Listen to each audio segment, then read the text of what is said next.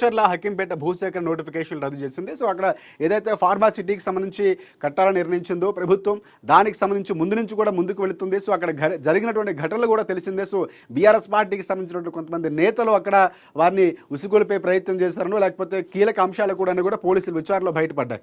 So దానికి సంబంధించి high court ఒక కీలకమైనటువంటి తీర్పునిచ్చింది. సో ఆ తీర్పుకి సంబంధించి లగచర్ల హకీంపేట భూసేకరణ నోటిఫికేషన్ రద్దు చేస్తూ ఒక తీర్పు ఇచ్చినటువంటి పరిస్థితి కనిపిస్తుంది. ఆ ప్రాంత ప్రజలు కూడా కోరుకున్నటువంటి సందర్భం కూడా అదే. సో అక్కడ లగచర్లకు సంబంధించి సీఎం రేవంత్ రెడ్డి నియోజకవర్గంగా చెప్పుకోవచ్చు. ఆ ప్రాంతం చాలా కీలకం, దాన్ని అభివృద్ధి చేయాలి, ఎటువంటి కెమికల్స్ లేని, అంటే యాక్చువల్గా ఆ ప్రాజెక్ట్ అనేది గత బీఆర్ఎస్ ప్రభుత్వం ఒప్పందం చేసుకున్నటువంటి అంశం కూడా తర్వాత బయటకు వచ్చింది. సో ఇవన్నీ తెలిసినటువంటి అంశాలు, దానికి సంబంధించి కోర్టు తీర్పు ఇచ్చినటువంటి పరిస్థితి కనిపిస్తూ ఉంది.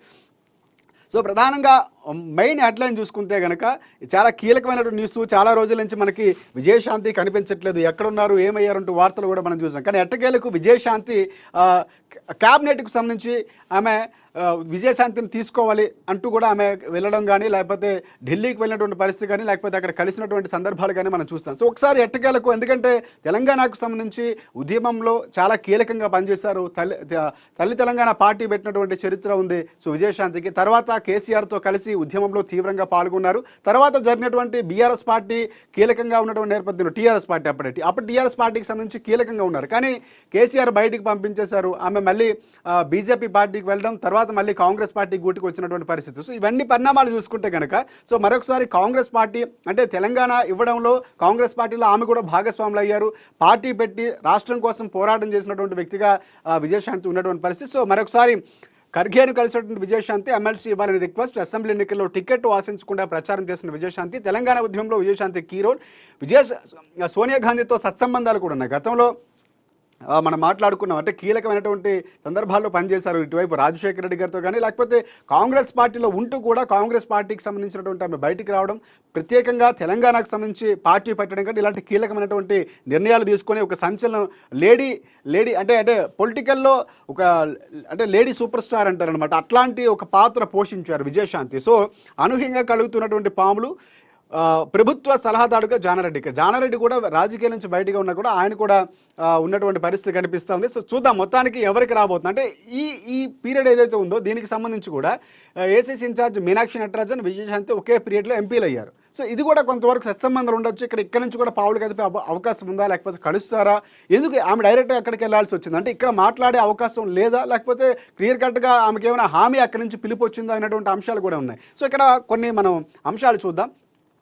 ప్రభుత్వం అమలు చేస్తున్న పథకాలకు ప్రచారం కల్పించడం, ప్రతిపక్షాల విమర్శలకు కౌంటర్స్ వేయడం లాంటివి విజయశాంతి లాంటి వాళ్ళు సమర్థవంతంగా చేయగలని ఏసీసీ ఇన్ఛార్జ్ మీనాక్షి భావిస్తున్నారట. దీంతో మళ్లీ పార్టీకి విజయశాంతిని దగ్గర చేసే చర్యలపై దృష్టి పెట్టారని చర్చ కూడా జరుగుతుంది. మీనాక్షి వచ్చిన తర్వాత అనూహ్యంగా విజయశాంతి ఢిల్లీలో ప్రత్యక్షం కావడం, ఇందాక మనం మాట్లాడుకున్నట్టు, ఎందుకంటే ఒకేసారి ఎంపీలు అయ్యారు కాబట్టి సత్సంబంధాలు ఉన్నాయి. విజయశాంతి అటువైపు సోనియా గాంధీతో కానీ, లేకపోతే ఇటువైపు కొత్తగా వచ్చినటువంటి ఇన్ఛార్జ్ ఎవరైతే ఉన్నారో సో మీనాక్షి నటరాజన్తో కూడా సత్సంబంధాలు ఉన్నాయి. సో ఆ దిశలో అంటే ఆమె వచ్చిన తర్వాత తీన్మార్మలని బయటికి పంపించడం, సస్పెండ్ చేయడం, తర్వాత అనూహ్యంగా ఈమె ఢిల్లీ వెళ్ళడం. ఎందుకంటే విజయశాంతి పార్టీలో ఉన్నారా లేరా స్తబ్దుగా ఉన్నటువంటి పరిస్థితి. ఆయన పార్టీ మారిపోతున్నారేమో, మొన్న చేసినటువంటి వ్యాఖ్యలు ఇటువైపు బీఆర్ఎస్ పార్టీకి అనుకూలంగా ఉన్నటువంటి ప్రచారాలు జరిగాయి. కానీ ఆమె కామ్గా ఉన్నారు ఇన్ని రోజులు. కానీ ఒక్కసారిగా ఢిల్లీ వెళ్ళడం, ఇటువైపు ఏమైనా ఇద్దరికి సత్సంబంధాలు ఉన్నాయన్న అనుమానాలు కూడా వ్యక్తమవుతున్నాయి. సో అదే ఇక్కడ మహాపేపర్లో ప్రధానంగా అంచనా వేసినటువంటి పరిస్థితి కనిపిస్తుంది. తెలంగాణ కాంగ్రెస్లో సంచలన పరిణామాలు చోటు చేసుకుంటున్నాయి. ముఖ్యమంత్రి రేవంత్ రెడ్డి చక్కచక్క పావులు కదుపుతూ ఉండగా రాజకీయ రూపం మారిపోతుంది.